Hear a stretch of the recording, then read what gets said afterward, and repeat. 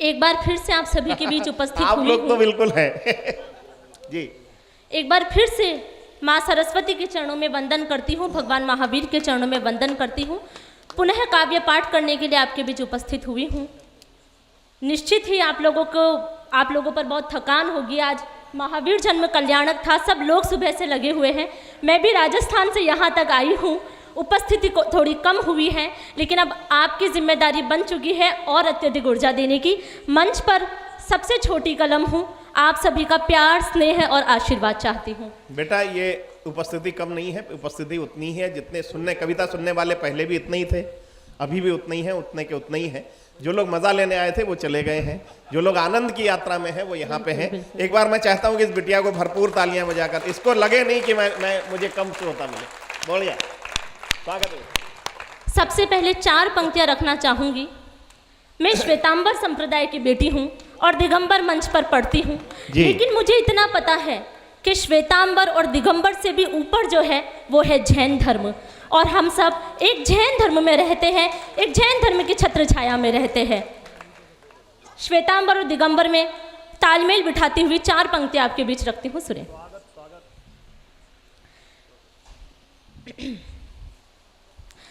पृथक पृथक है धर्म धरा पर, सबकी अलग है पहचाने। पृथक पृथक है धर्म धरा पर, सबकी अलग है पहचाने।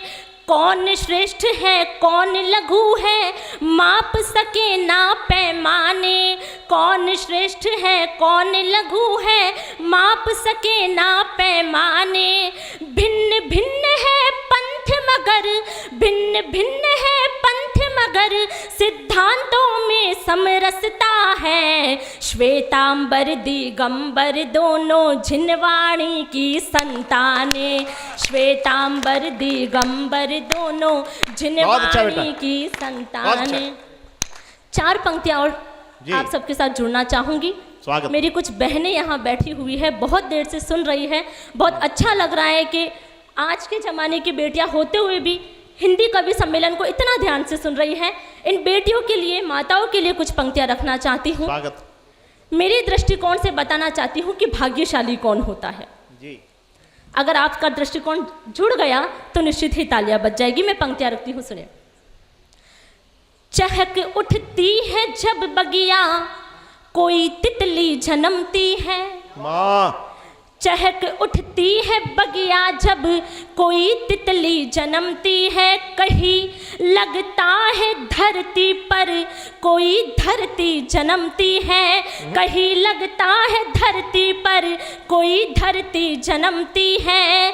जो मन में चाह रखते पुत्र की कुल तो बढ़ाते हैं। जो मन में चाह रखते पुत्र की कुल तो बढ़ाते हैं।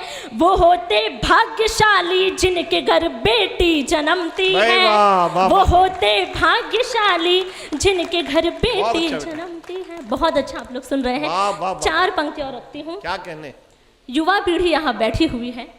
पंक्तियां रखना चाहती हूँ कि युवा पीढ़ी को किन की सेवा करनी चाहिए। कभी कभी चिड़चिड़ाकर निरादर कर देती है, लेकिन फिर भी 4 पंक्तियां रखती हूँ कि हम युवा पीढ़ी के लिए पूजनीय कौन होता है। मंच का स्वागत। प्रेम मकरंद सा पाकर शूल रूपी बाण देते हैं। प्रेम मकरंद सा पाकर शूल रूपी बाण देते हैं। बदौलत जिनके जन में है उन्हें अपमान देते हैं। बदौलत जिनके जन में है उन्हें अपमान देते हैं। जतन करते हैं आठों याम ईश्वर को रिझाने का।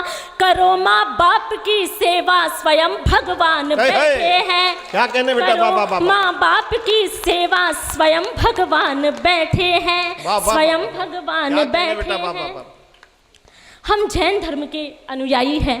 इस जैन धर्म ने हमें बहुत कुछ दिया है। फिर से पढ़ो बेटा, ये पंक्तियां इसलिए भी प्रासंगिक हैं। आप सबने अखबारों में पढ़ा होगा। अभी रामनवमी के दिन हरियाणा में एक वृद्ध दंपत्ति ने, गया प्रसाद जी और उनकी पत्नी 78 वर्ष के थे, उनका नाती IAS, आप सोचिए, वो छोटी बहू क्या रहते थे, उसने इतनी तकलीफ दी कि वहाँ से 6 महीने वो 6 महीने वृद्धाश्रम में रहे।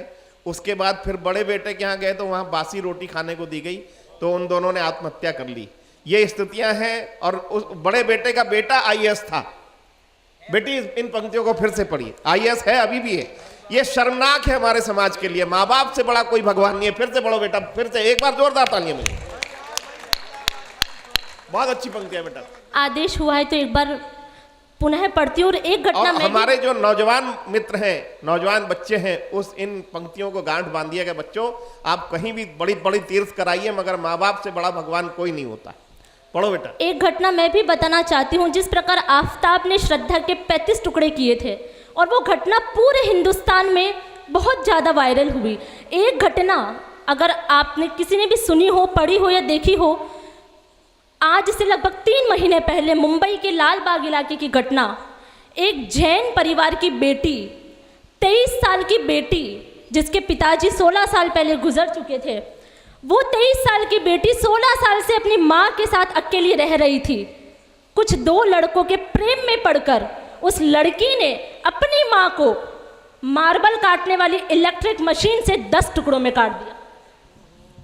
जब ऐसी घटनाएं हमारे जैन समाज में हो रही हैं तो मुझे लगता है कि यह जो घटनाक्रम है ये किसी जात पात का नहीं है, ये आजकल की बिगड़ती हुई मानसिकता का है। ये पंक्तियां तभी ज्यादा सार्थक होती हैं बेटा। फिर से पढ़िए एक बार, जोरदार तालियां बजाएं। वो पंक्तियां पढ़ो बेटा। प्रेम मकरंद सा पाकर शूल रूपी बाण देते हैं, बदौलत जिनके जन्मे हैं उन्हें अपमान देते हैं। बदौलत जिनके जन्मे हैं उन्हें अपमान देते हैं। जतन करते हैं आठों याम ईश्वर को रिझाने का। जतन करते हैं आठों याम ईश्वर को रिझाने का। करो माँ बाप की सेवा, स्वयं भगवान बैठे हैं। स्वयं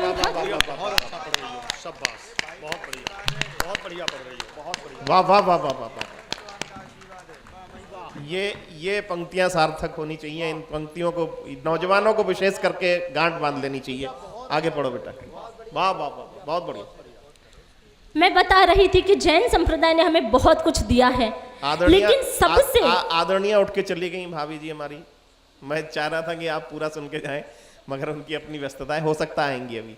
चलो पढ़ो बेटा। सबसे अमूल्य चीज जो जैन धर्म ने हमें दी है वो है हमारा नवकार मंत्र जी। हम जब घर से बाहर निकलते हैं तो हमारे मुख से हमेशा सबसे पहले नवकार मंत्र निकलता है, क्योंकि हम कहीं ना कहीं उसे अपना सुरक्षा कवच मानते हैं। 4 पंक्तियां उस महामंत्र के सम्मान में पढ़ना चाहती हूँ, सुने। स्वागत। पंचपद में सार सारा मंत्र यह प्रभाव वाला, हर जटिल समस्या का एकमात्र उपचार है। अरिहंत सिद्ध आचार्य उपाध्याय सारे साधु संत रखते इस पे पूर्ण अधिकार है। कर सके न कोई बाल बाका जैन श्रावक का, कर सके न कोई बाल बाका जैन श्रावक का, जिसके इर्द गिर्द खड़ा धर्म पहरेदार है। जिसके इर्द गिर्द खड़ा धर्म पहरेदार है। भक्षक भी बन जाए, भक्षक भी बन जाए रक्षक उस प्राणी का, जिसके कंठ कंठ बसा मंत्र नवकार है। भक्षक भी बन जाए रक्षक उस प्राणी का, जिसके कंठ कंठ बसा मंत्र नवकार है। जिसके कंठ कंठ बसा मंत्र नवकार है।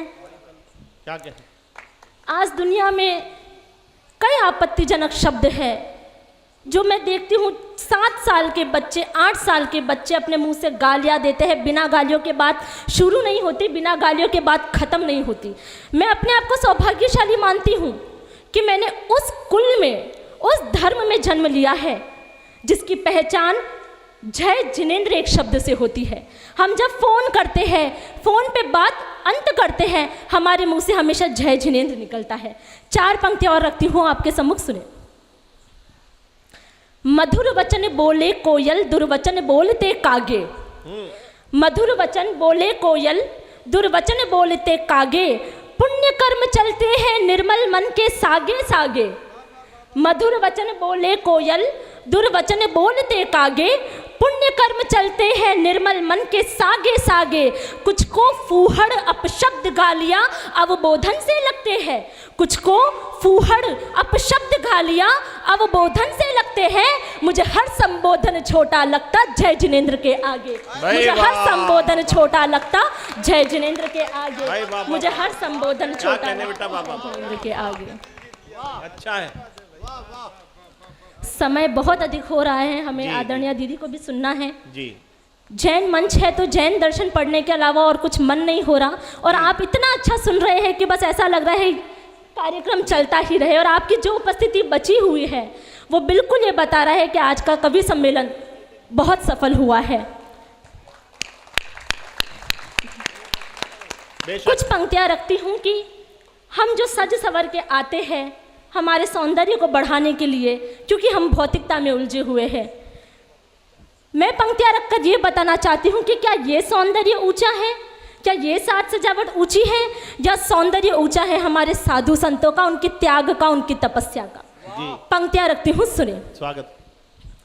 कि सोने चांदी माणक मोती हीरे पन्ने के गहने, सोने चांदी माणक मोती हीरे पन्ने के गहने, रंग बिरंगे बेशकीमती जरी रेशमी पट पहने, काजल बिंदिया और गजरे से तन को बहुत सजाया है, तृप्ति हुई ना बढ़ी लालसाओं का अंत न पाया है, फिर साधु सतियों के तप रूपी आभूषण को देखा, फिर साधु सतियों के तप रूपी आभूषण को देखा, भौतिकता को छोड़ छाड़ खींची है संयम की रेखा। और ये संयमधारी हमारे साधु संत, हमारे महाराज जी, जब हम इनके दर्शन करते हैं तो हमें इनकी कैसी छवि प्रतीत होती है। एक शब्द में प्रयोग करूंगी, पुरंदर, जिसका अर्थ होता है इंद्र भगवान, कि वो किस प्रकार सुंदर लगते हैं।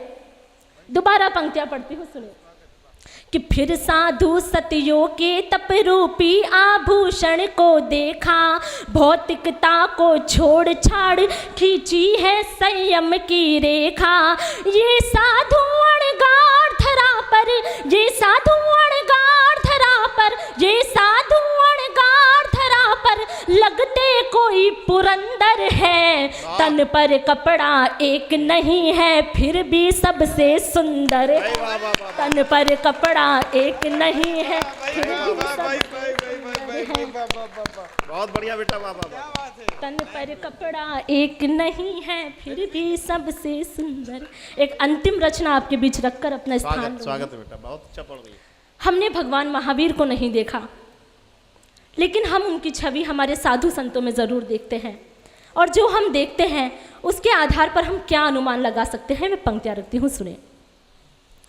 कि जिनके तप का तेज चमकते सूरज से भी उज्जवल है, जिनके तप का तेज चमकते सूरज से भी उज्जवल है, जिनके तन की भाव भंगिमा चांद सरीखी शीतल है, जिनके मुखमंडल से नित करुणा का झरना बहता है, जिनके अमृत वचनों से सुरभित मधुमास महकता है, जिनके कदमों से बंजर भूमि उर्वर हो जाती है, जिनके कदमों से बंजर भूमि उर्वर हो जाती है, वाणी वांग्मय से हर आत्मा श्रेयस्कर हो जाती है, जिनकी दूरदर्शिताओं से मानव जन्म सुधरता है, जिनकी कृपा हो जाए तो पंगु भी सरपट चलता है, जिनकी कृपा हो जाए तो पंगु भी सरपट चलता है। और एक संगठन, एक तथाकथित संगठन के कुछ लोग हमारे देश में हैं,